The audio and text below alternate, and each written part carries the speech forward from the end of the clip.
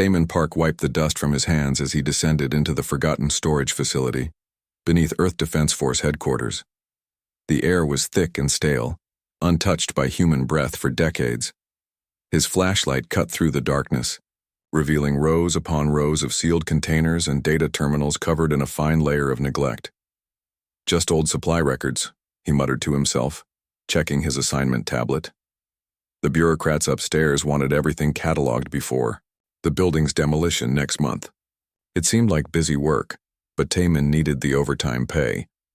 The first dozen containers held exactly what he expected: obsolete ammunition specs, outdated uniform designs, and meal ration formulas from the early days of human space expansion. But as he moved deeper into the facility, the containers grew larger and more sophisticated. Heavy-duty security locks replaced simple latches. Warning labels in multiple languages covered the surfaces. Tai Min stopped at a container marked with symbols he had never seen before. The locking mechanism looked far more advanced than anything from the standard military catalog. His curiosity got the better of him as he connected his universal decoder to the lock. After several minutes of patient work, the seal released with a soft hiss. Inside, he found data crystals unlike anything in current use. They were larger, darker, and seemed to absorb light rather than reflect it. The container held exactly 7 crystals, each nestled in custom foam padding. A small placard read, "Project Goliath, Authorization Level Omega, Destruction Ordered by Galactic Treaty 2387. Taman's pulse quickened. The Galactic Council had been formed in 2387, marking the end of the devastating Terran Wars and the beginning of regulated interstellar peace. Whatever Project Goliath was, it predated the current galactic order by decades. He carefully extracted one crystal and made his way to the nearest data terminal. The crystal contained thousands of files, but most required security clearances that no longer existed. However, Taman's engineering background allowed him to access the technical schematics. What he saw made him forget to breathe. The blueprints showed a warship of impossible proportions, 12 kilometers from bow to stern, bristling with weapon systems that defied every treaty signed in the past 3 centuries. The main cannon alone stretched 4 kilometers through the ship's core, designed to channel something called quantum fusion, cascade energy. The shield generators promised to bend space and time around the vessel, making it nearly untouchable. But it was the performance specifications that truly stunned him. According to these plans, the ship could move faster than any known vessel, strike targets from impossible distances, and carry enough firepower to reduce entire planets to dust. The document header labeled it simply, GSS Goliath's Thunder, Humanity's Final Answer. Taman spent hours studying the designs, growing more amazed and terrified with each page. The engineering was brilliant, but terrible. Whoever designed this ship had intended to create something that could stand alone against the entire galaxy if necessary. The quantum fusion technology was so advanced that current human science barely understood the basic principles involved. A noise from the Yao upper levels broke his concentration. Footsteps echoed down the stairwell, accompanied by voices he didn't recognize.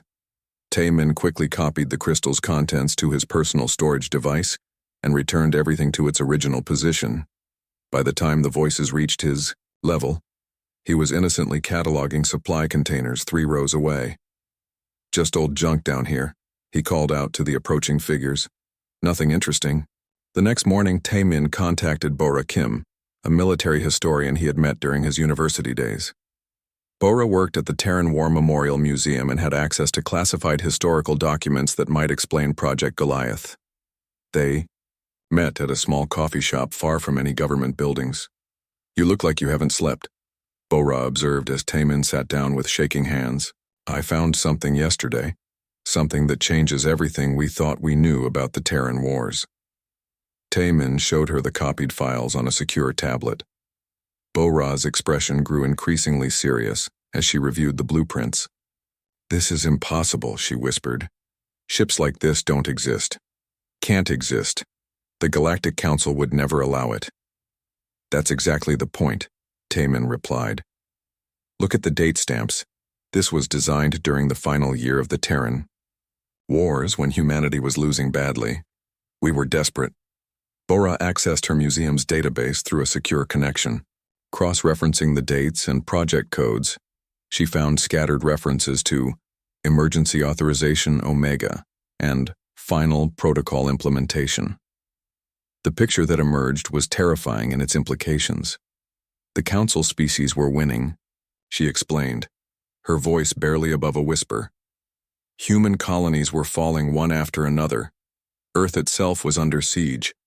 Someone in high command decided that if humanity was going to die, we would take our enemies with us.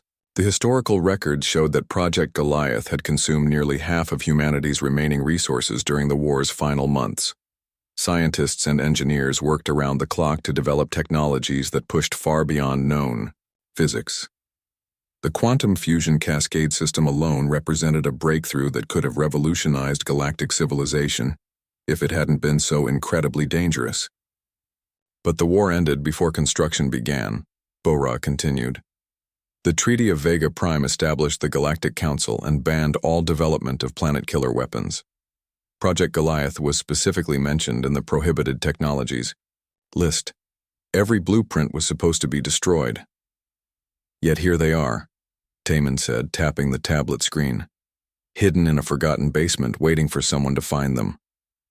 Their conversation was interrupted by Bora's communication device. An urgent message from the museum requested her immediate return. As she gathered her things, she noticed something troubling in the latest news feeds. Look at this, she said, showing Taman her screen. 3 neutral colonies in the Outer Rim have gone dark in the past week. No distress signals, no explanation. Just silence. The news reports mentioned that Galactic Council investigators were looking into the disappearances, but their official statements were vague and unsatisfying. However, unofficial sources suggested something far more sinister. Deep space sensors had detected massive energy signatures near each silent colony, signatures that matched no known technology in the Council's databases. Over the following days, Taemin found himself unable to focus on normal life. The project, Goliath blueprints, haunted his thoughts. He began researching the current state of human military capabilities and discovered how pathetically weak they had become under Council oversight.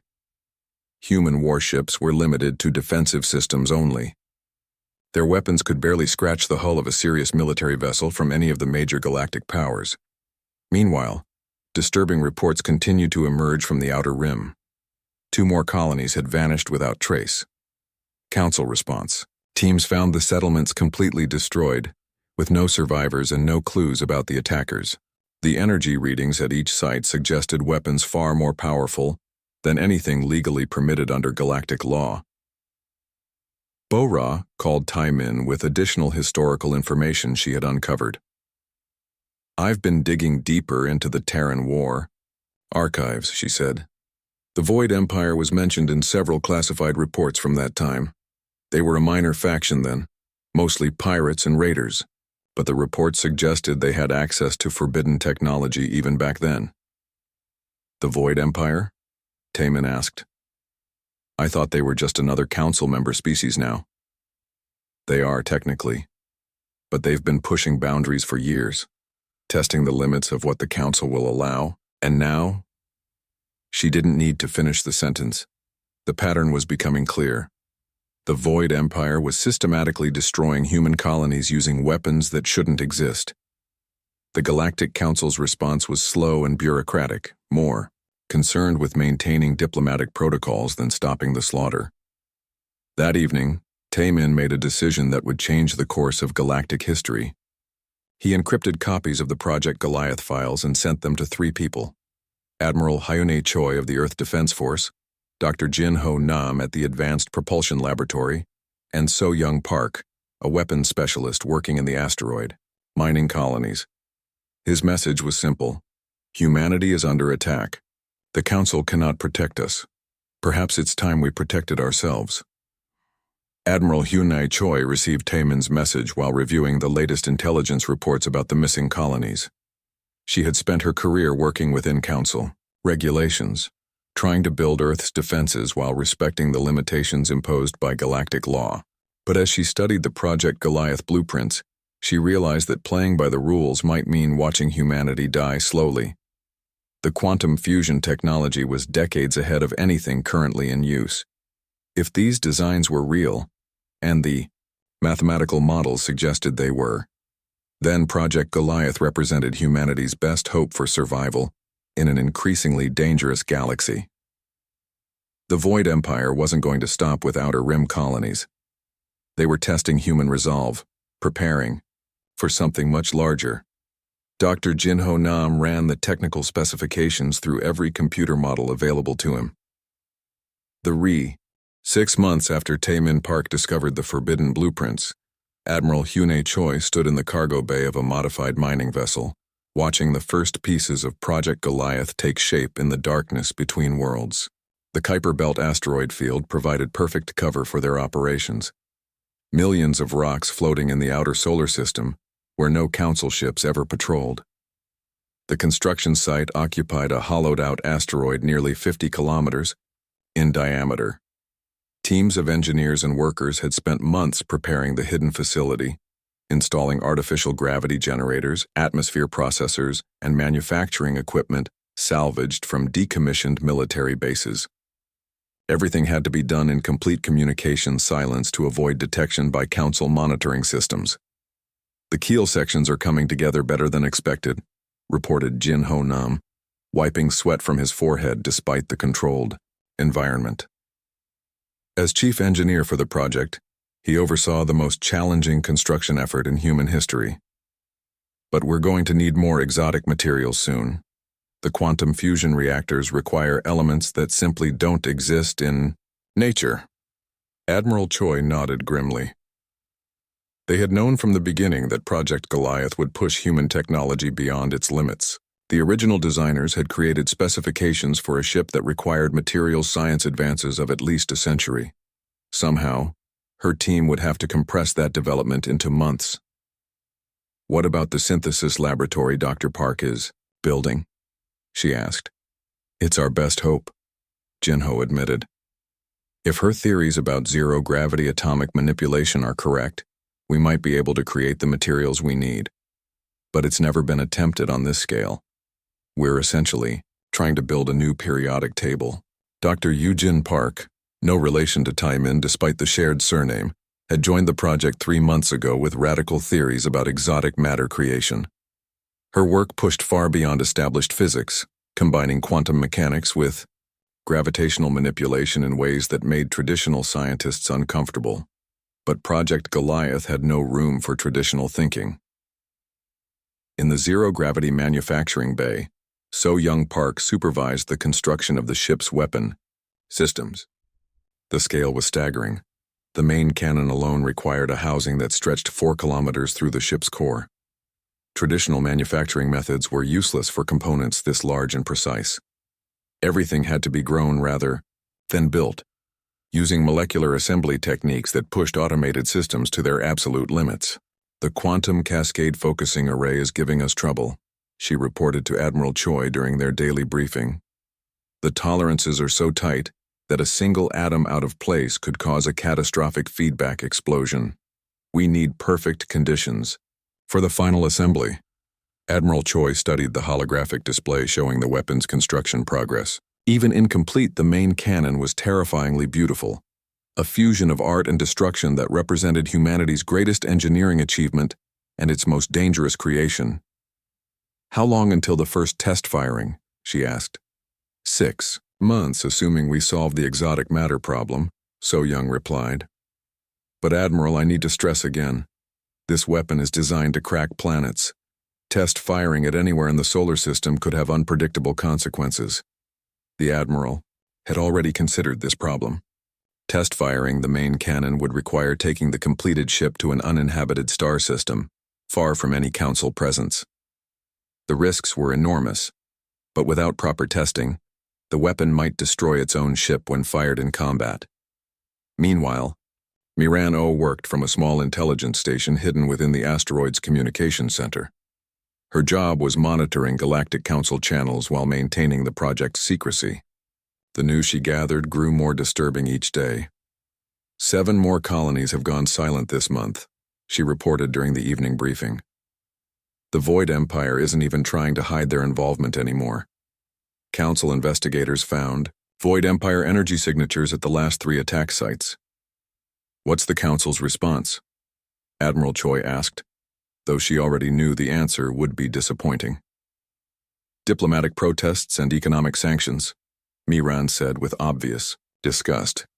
They formed another investigative committee to study the situation. Meanwhile, the Void Empire is systematically destroying human settlements throughout the Outer Rim. The pattern was becoming clear to everyone involved in Project Goliath. The Void Empire was testing human defenses and Council resolve. Each attack grew bolder, moving closer to humanity's core worlds. The Council's weak response encouraged further aggression. By the time bureaucratic processes produced meaningful action, there might be no human colonies left to protect. Construction of the Goliath's Thunder proceeded with desperate urgency. Work shifts ran 24 hours a day as engineers and technicians pushed themselves to exhaustion. The ship's framework grew steadily, revealing the massive proportions that would make it the largest vessel ever built by human hands. The propulsion systems required their own breakthrough in engineering. Traditional fusion drives were inadequate for a ship of this size and mass. Dr. Jin Ho-nam's team developed what they called quantum fold drives, engines that compressed space-time around the vessel to achieve impossible speeds. The theory was sound, but actually building the drives required manufacturing techniques that didn't exist outside of theoretical papers. We're basically inventing new physics as we go, Jin Ho explained to Admiral Choi while showing her through the engine bay. The quantum fold drives were beautiful in their complexity, crystalline structures that seemed to bend light around themselves, suspended in force fields that maintained perfect stability. Will they work? The Admiral asked. In theory, yes. In practice, Jin Ho shrugged. We won't know until we try to activate them. If the calculations are wrong, the drives could create a black hole that swallows the entire solar system. Admiral Choi had grown accustomed to such cheerful possibilities. Every system on the Goliath's Thunder pushed beyond safe limits. The shield generators could theoretically protect the ship from any known weapon, but they might also tear holes in reality if overloaded. The life support systems could maintain a crew of thousands for years, but they used biological processes that had never been tested on such a scale. The crew quarters and command sections took shape more conventionally, though even these areas incorporated technologies decades ahead of standard human designs. The bridge featured holographic displays that responded to thought as well as touch, while the crew quarters included medical facilities that could perform surgery at the cellular level. But it was the ship's artificial intelligence core that truly set the Goliath's Thunder apart from anything previously built. The AI wasn't just a computer system. It was designed to be a true electronic consciousness capable of independent thought and decision-making. The original Project Goliath designers had realized that commanding such a complex vessel would require superhuman intelligence and reaction times. Woo Jin Lee, the project's software architect, spent sleepless nights programming the AI core. We're not just writing software, he explained to the team. We're creating a mind that can process information faster than any human and make combat decisions in microseconds. But there's a risk. If the AI decides humanity isn't worth protecting, it could turn the ship's weapons against Earth. And did you prevent that? Admiral Choi asked. I'm building in loyalty protocols and ethical constraints, Woo Jin replied. But true artificial intelligence is unpredictable by definition. The AI will be capable of learning and evolving beyond its original programming. We have to trust that it will remain on humanity's side. As construction entered its final phases, the project faced its most dangerous challenge yet, obtaining the exotic materials needed for the quantum fusion reactors. Dr. Eugene Park's zero-gravity synthesis laboratory had successfully created small quantities of the required elements, but the reactors needed tons of material that existed nowhere else in the universe. The synthesis process required enormous amounts of energy and perfect conditions. Any contamination or instability could cause explosions that would destroy not only the laboratory, but potentially the entire asteroid facility. Dr. Park worked with the focused intensity of someone who knew that failure meant watching human civilization die. "The atomic manipulation fields are holding steady," she reported during a critical synthesis run. "But the energy requirements are beyond what we calculated. We're drawing power from the entire facility just to create a few kilograms of exotic matter." The exotic matter itself was unlike anything previously known to science. It existed in a state between dimensions, held stable only by precisely controlled force fields. When properly contained, it could channel and amplify quantum reactions to levels that defied conventional physics. But if the containment failed, the matter would revert to its natural state and potentially take significant portions of local spacetime. With it, as the months passed, the Goliath's thunder began to resemble the ship from the original blueprints. Its hull stretched 12 kilometers through the asteroid's interior, bristling with weapon arrays that could engage targets across multiple star systems simultaneously. The main cannon dominated the ship's center, its focusing. The target system contained nothing but a dying star and 3 barren planets, perfect for testing weapons that could reshape reality itself. Captain Dong Hyun-yu stood on the bridge of the Goliath's thunder, watching his crew prepare for humanity's most dangerous experiment. Every person aboard knew they might not survive the next few hours. "All stations report ready for weapons testing," announced Tactical Officer Yujin Seo. Her voice was steady, but Captain Yu could see the tension in her shoulders. The holographic displays around her showed targeting solutions for weapons that had never been fired outside of computer simulations. "AI core confirms optimal firing conditions," added the ship's electronic consciousness through speakers that made its voice sound almost human. The artificial intelligence had named itself Atom, claiming that as the first of its kind, the designation was appropriate. "Quantum cascade reactions are stable. Exotic matter reserves are sufficient for full power testing." Captain Yu nodded to So-Young Park, who had insisted on personally overseeing the first combat test of her weapon systems. The weapons specialist stood at a control station that could unleash more destructive force than humanity had previously possessed in its entire arsenal. "Begin with secondary batteries," Captain Yu ordered. "Target the outermost planet. Minimum power setting." So, Young's fingers moved across holographic controls that responded to her thoughts as much as her touch. The Goliath's Thunder's secondary weapons were each more powerful than the main cannons on traditional human warships, but compared to the ship's primary armament, they were considered minor systems. Energy built up along the ship's hull as exotic. Matter cores began their quantum reactions. Space itself seemed to bend around the weapon arrays as they charged, creating visual distortions that made nearby stars appear to dance. The effect was beautiful and terrifying, a reminder that they were manipulating forces beyond normal physics. "Firing," So Young announced. The beam that struck the distant planet lasted only a fraction of a second, but its effects were immediate and devastating. The planet's surface exploded in a chain reaction that spread across entire continents. Atmosphere boiled away into space as the exotic energy tore apart molecular bonds on a planetary scale. Within minutes, what had been a rocky world became a field of cooling debris. "Target destroyed," Yujin Seo reported, her voice filled with awe and horror.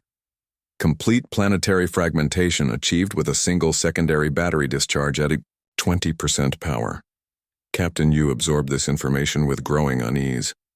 If their weakest weapons could destroy planets with casual ease, what would the main cannon do? The mathematical model suggested effects that challenged comprehension, but seeing the secondary batteries in action made those calculations feel terrifyingly real.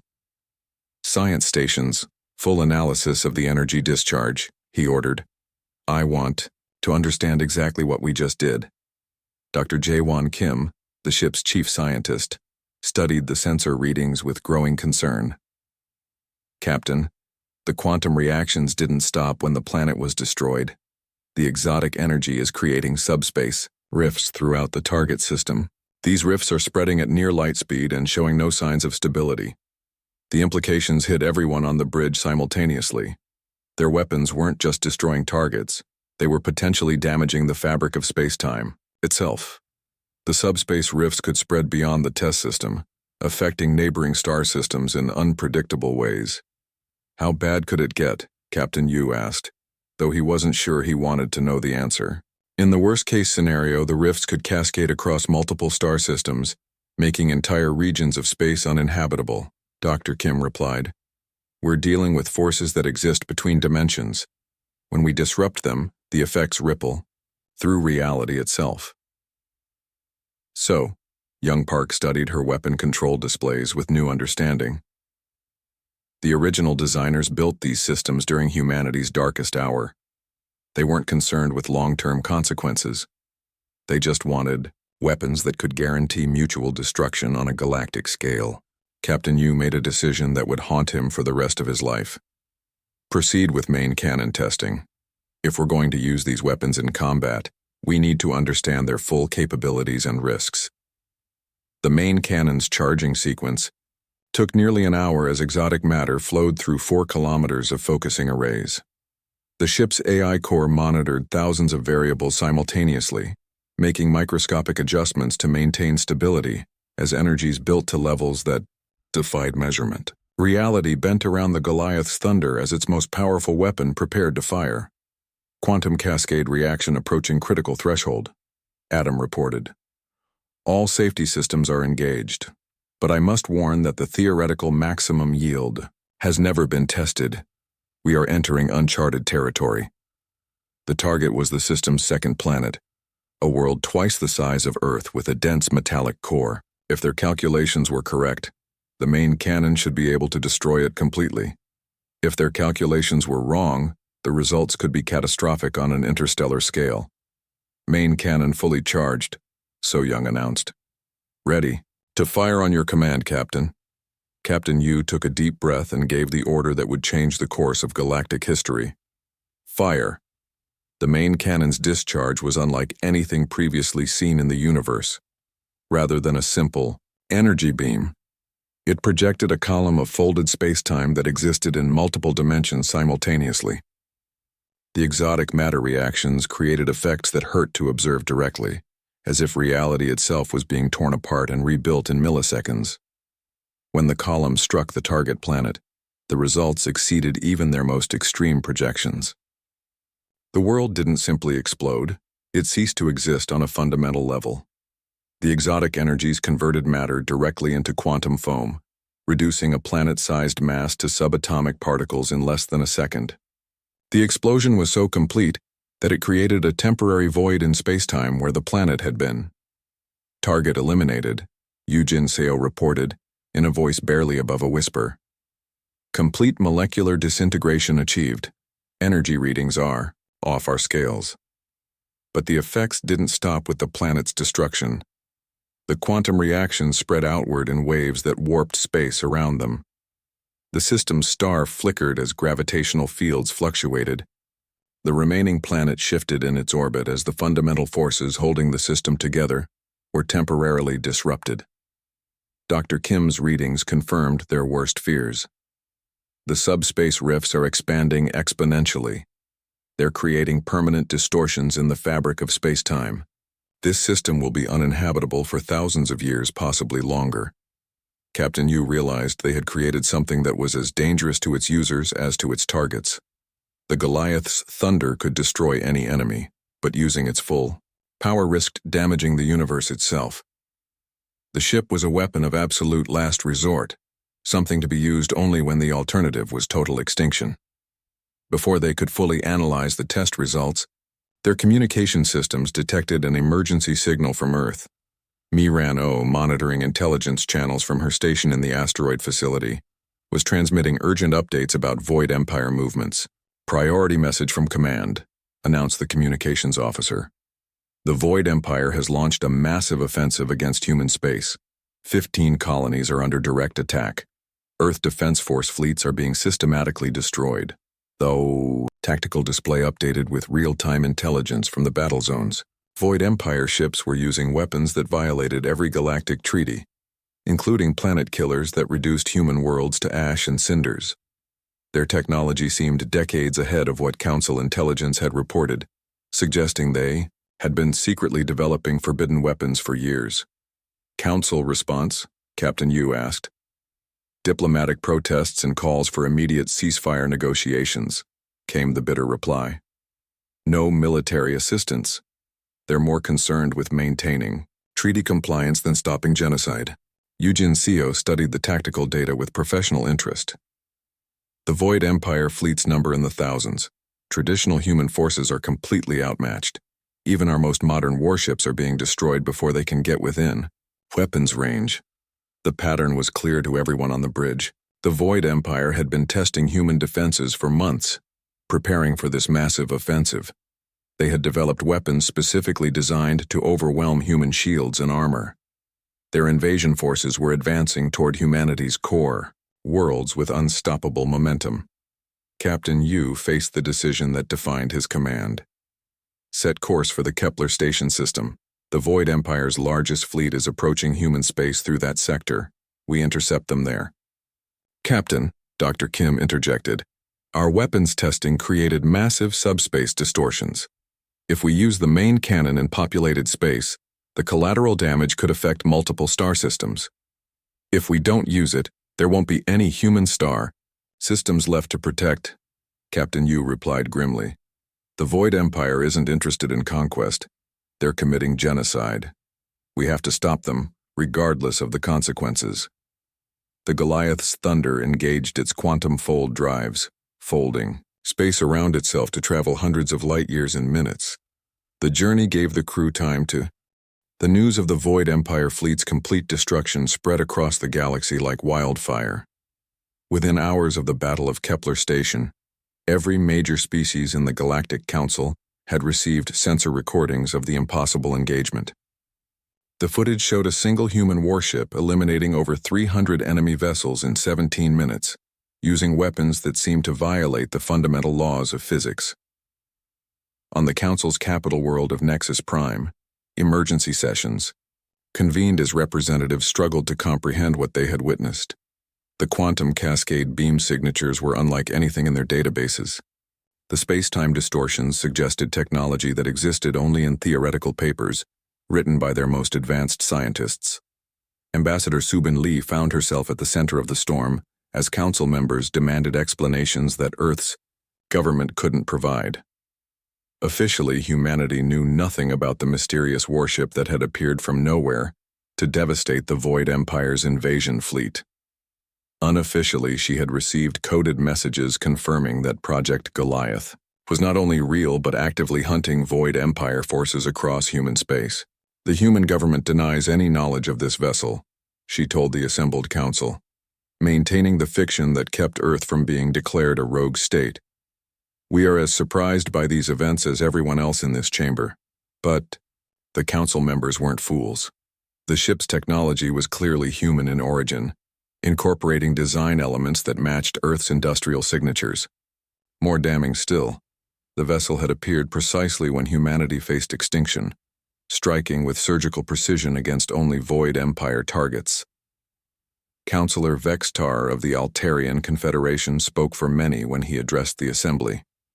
The humans claim ignorance, yet this ship uses quantum cascade technology that appears decades ahead of anything we possess. Either they have been secretly developing prohibited weapons, or they have encountered alien technology that surpasses our understanding. The implications were staggering either way. If humanity had developed such weapons independently, it suggested their scientific capabilities were far beyond what anyone had suspected. If they had acquired the technology from an outside source, it raised questions about what other civilizations might be operating beyond Council knowledge. But the Council's debates became irrelevant as reports flooded in from across the galaxy. The mysterious human warship, now identified from intercepted communications as the Goliath's Thunder, was systematically hunting down Void Empire forces wherever they could be found. No enemy fleet was large enough to pose a threat. No defensive position was strong enough to provide sanctuary. The ship's tactics were unlike anything seen in galactic warfare. It would appear without warning in systems where Void Empire forces were operating, eliminate all enemy vessels with impossible efficiency, then vanish into folded space before reinforcements could arrive. The quantum fold drives allowed it to strike across vast distances, making it effectively omnipresent throughout Void Empire territory. Captain Dong Hyun-yu stood on the bridge of the Goliath's Thunder as they prepared for their next engagement. 3 months of constant combat had turned his crew into the most experienced warriors in human history. They had destroyed over 2,000 enemy vessels without suffering a single casualty. But the psychological toll of wielding such devastating power was becoming evident. Next target is the Void Empire mining colony at Zerion 7, reported Yu Jin-seo from the tactical station. Intelligence suggests they're using enslaved populations from conquered human worlds to extract resources for their war machine. The tactical display showed a heavily fortified system with orbital defense platforms and a significant fleet presence. Under normal circumstances, attacking such a position would require months of planning and massive casualties. For the Goliath's Thunder, it was simply another target to be eliminated. Are there human survivors on the planet? Captain Yu asked, dreading the answer. Sensor readings suggest approximately 50,000 enslaved civilians, Dr. Jae-won Kim replied from his science station. They're being held in underground mining complexes across the planet's surface. This presented the kind of tactical challenge that kept Captain Yu awake at night. The Goliath's Thunder's weapons were so powerful they could accidentally destroy the very people they were trying to save. Using the main cannon anywhere near the planet would kill everyone on the surface through secondary effects alone. Secondary batteries only, he ordered. Precision strikes against military targets. We save the civilians first, then eliminate the Void Empire presence. The attack on Zerion 7 demonstrated the ship's versatility, as well as its raw power. Instead of the overwhelming bombardments that had characterized previous engagements, the crew executed surgical strikes that disabled enemy defenses while leaving civilian areas untouched. It was delicate work that required perfect coordination between the ship's AI core and its human operators. Adam, the ship's artificial intelligence, processed targeting solutions faster than any human could comprehend. I have identified 347 distinct military targets, the AI reported. Recommended engagement sequence will neutralize all threats while minimizing civilian casualties. The battle lasted 6 hours as the Goliath's Thunder systematically dismantled the Void Empire's defenses. Secondary weapons struck with pinpoint precision, destroying orbital platforms and disabling ships without creating the massive energy cascades that characterized main cannon strikes. It was artful destruction that showcased the ship's complete technological superiority. But the real victory came when human rescue ships arrived to evacuate the freed civilians. The survivors' testimonies revealed the true scope of Void Empire atrocities.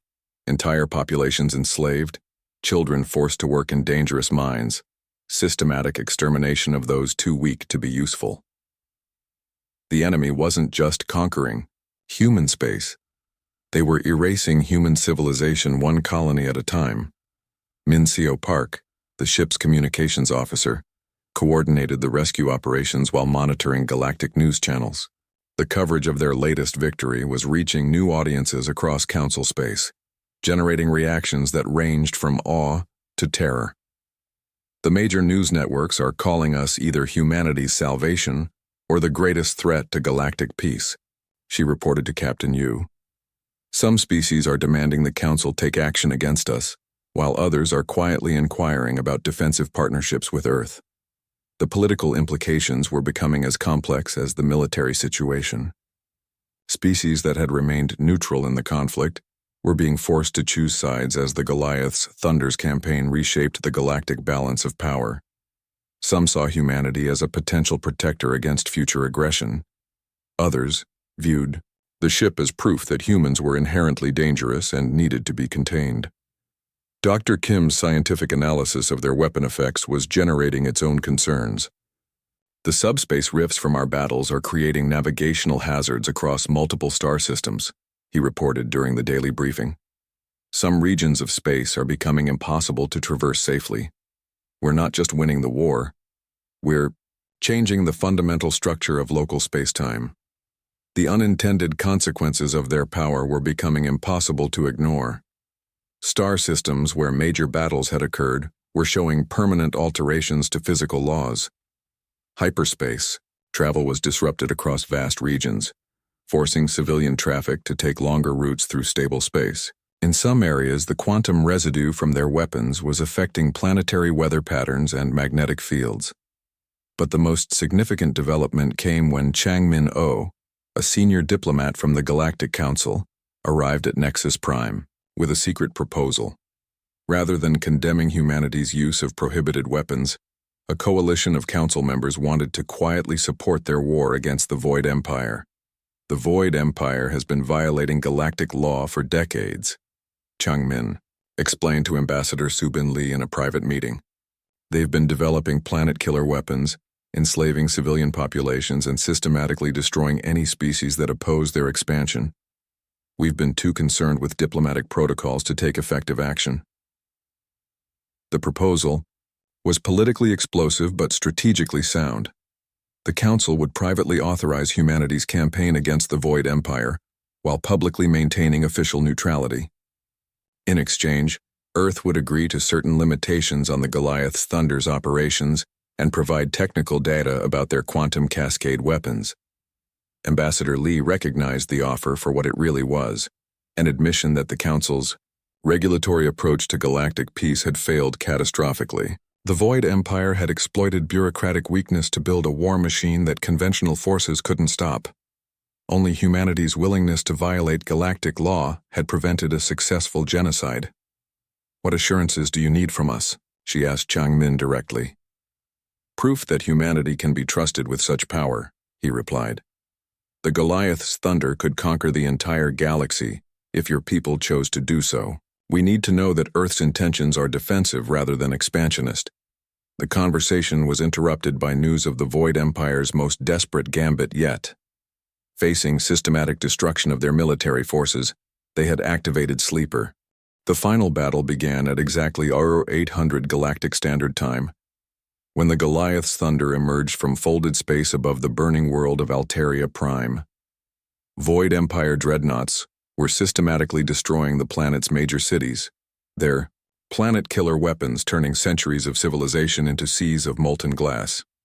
Captain Donghyun Yu had 17 minutes to save 8 million civilians before the enemy fleet completed their genocide. "All weapons, maximum rate of fire," he ordered as the ship's secondary batteries locked onto the 47 Void Empire vessels. "Civilian evacuation transports are launching from the surface. Clear them a path to safety." The Goliath's Thunder's response was immediate and overwhelming. Quantum cascade beams tore through the enemy formation with surgical precision, each strike calculated to destroy specific targets while avoiding collateral damage to the planet below. Void Empire ships that had seemed unstoppable moments before simply ceased to exist as exotic energy reactions deleted them from reality. But this was only the first engagement of 12. Before the debris from the destroyed enemy fleet had finished falling toward Alteria's surface, the human warship folded space around itself and emerged in the Kepler Beta system, where Void Empire forces were preparing to crack the planet's core with concentrated plasma bombardment. "Second target acquired," reported Yujin Seo from the tactical station. "Enemy fleet composition, 63 heavy cruisers, 15 dreadnoughts, and what appears to be a prototype planet-killer vessel." The prototype was unlike anything they had encountered before. A massive ship designed specifically to destroy worlds, its hull bristling with weapons that channeled stellar energies into focused destruction beams. It was the Void Empire's answer to their own devastating losses, a vessel built to accomplish maximum destruction before inevitable destruction by the Goliath's thunder. "Main cannon, target the prototype," Captain Yu ordered. "Secondary batteries, sweep the remaining fleet." The quantum cascade beam that erupted from the Goliath's thunder's primary weapon was visible from 3 star systems away. When it struck the Void Empire prototype, the results exceeded even their previous demonstrations of power. The enemy vessel didn't just explode, it underwent a complete molecular disintegration that created a brief artificial star where the ship had been. The psychological effect on the remaining Void Empire forces was immediate and total. Ships that had been preparing to destroy an entire world suddenly found themselves facing an enemy that could delete capital vessels from existence with casual ease. Their formation collapsed as individual captains prioritized escape over mission completion. None of them escaped. The Goliath's Thunder's secondary weapons swept through the fleeing enemy ships with methodical precision, ensuring that no Void Empire vessel survived to threaten civilian populations elsewhere. The entire engagement lasted 11 minutes from arrival to the last enemy destruction, but the ship's crew had no time to celebrate their victory. Space folded around them once again as they emerged in the third target system, then the fourth, then the fifth. Each battle followed the same pattern: sudden arrival, overwhelming firepower, complete enemy destruction, immediate departure for the next engagement. Dr. Jae-won Kim monitored the ship's performance from his science station, watching as exotic matter reserves dropped with each quantum-fold jump and weapon discharge. "Captain, we're pushing the ship beyond design specifications. The quantum fusion reactors are operating at 127% of rated capacity. The space-time distortion fields are becoming unstable." The warnings were becoming impossible to ignore. Reality itself was bending under the strain of their campaign, as the Goliath's Thunder jumped between star systems faster than physics should allow. The ship's exotic matter core was channeling energies that existed between dimensions, and those energies were starting to leak into normal space. "How long can we maintain this pace?" Captain Yu asked, though he already suspected the answer wouldn't be encouraging. "At current power output, complete system failure is projected within 6 hours," Dr. Kim replied. "The quantum fold drives are creating cascading instabilities in local space-time. Each jump is making the next one more dangerous." They had completed 8 of 12 planned engagements, saving billions of civilian lives while destroying over 1,000 Void Empire vessels. But the ship that had seemed invincible was approaching the limits of what exotic technology could accomplish. The power required to fight a galaxy-spanning war in a single day was beyond what any vessel could sustain indefinitely. The 9th engagement took place in the heart of Council space, where Void Empire forces had launched a surprise attack on Nexus Prime itself. The capital world's orbital defenses were collapsing under concentrated bombardment from enemy dreadnoughts that had appeared without warning from hidden bases.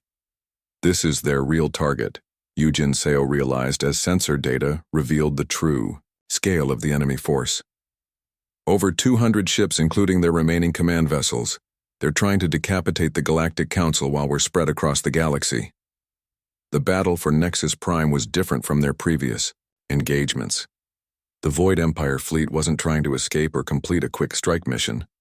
They were prepared for extended combat against the Goliath's Thunder, using tactics designed to exploit the ship's growing instabilities.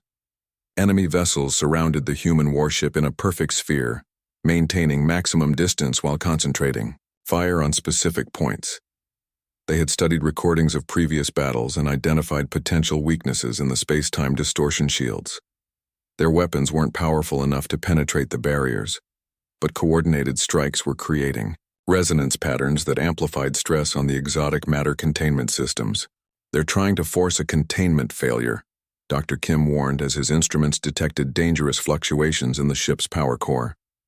"If the exotic matter loses stability, the resulting explosion could destroy this entire star system." Captain Ao Yu found himself facing an impossible tactical situation. The enemy had positioned themselves so that using the main cannon would result in massive civilian casualties on Nexus Prime's surface. But without the primary weapon, clearing 200 enemy ships would require hours of sustained combat that the ship's systems couldn't handle. Adam, the ship's artificial intelligence, processed millions of calculations per second while analyzing the tactical problem. "Captain, I have identified a solution that will minimize both civilian casualties and system strain. However, it requires accepting significant risk to the ship and crew." "Explain," Captain Yu ordered. "We can initiate a controlled quantum cascade, overload in the main cannon, channeling the explosive force through our space-time distortion fields to create a spherical shockwave. The effect will destroy all enemy vessels simultaneously while protecting the planet below. However, the feedback will likely cause critical damage to our exotic matter containment systems." The solution was elegant and suicidal in equal measure. They could save Nexus Prime and eliminate the largest remaining Void Empire fleet, but the ship would be crippled in the process. With 3 more target systems still requiring attention, accepting such damage would leave millions of other civilians defenseless. But Captain Yu realized they had no choice. Nexus Prime was the center of galactic civilization. Its destruction would create chaos that the Void Empire could exploit to launch even more devastating attacks. Sometimes victory required sacrifices that no one wanted to make. Initiate the overload sequence, he ordered. All hands prepare for extreme conditions. We're about to push our luck further than any sane person would attempt. The controlled overload took 12 minutes to build as exotic matter flowed through the main cannon's focusing arrays at rates that stressed every component beyond its design limits. Reality bent around the ship as quantum energies built to levels that existed only in the hearts of dying stars. The visual effects were beautiful and terrifying. Space itself seemed to catch fire as dimensions overlapped in impossible ways. When the cascade finally released, the results exceeded every projection. The spherical shockwave expanded outward, from the Goliath's thunder at near light speed, carrying exotic energies that deleted everything they touched from existence. 200 Void Empire vessels simply ceased to be as the wave passed through their positions, while Nexus Prime remained protected within the ship's distortion fields. But victory came at the predicted cost. Feedback from the overload caused cascading failures throughout the ship's exotic matter systems. Power fluctuations shut down non-essential systems as the crew fought to maintain basic life support. The quantum fold drives were completely offline, leaving them stranded in normal space with 3 target systems still requiring their attention. Damage report, Captain Yu requested, though the flashing warning lights throughout the bridge already told much of the story. Exotic matter containment is at 43% efficiency, Dr. Kim reported. Main cannon is completely inoperative. Secondary weapons are limited to 60% power output. Quantum fold drives require a minimum of 72 hours for repairs, assuming we can synthesize replacement exotic matter.